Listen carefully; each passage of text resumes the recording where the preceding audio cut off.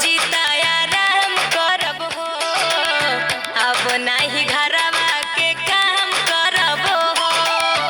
हे भौजी सुना,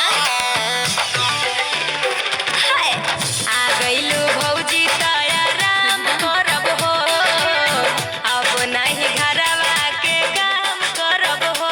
केहू बोली नहीं रहब अपना मन के, मजा मार लया ननद रानी बन के, कहियो जइबू ससुरवा नौकरानी बन के।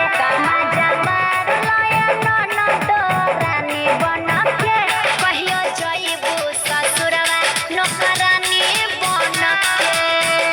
बुझाइल? आज हमार बारी त काल तहरो बारी आई, हमरा से ज्यादा खटे के पड़ी, देख लीह।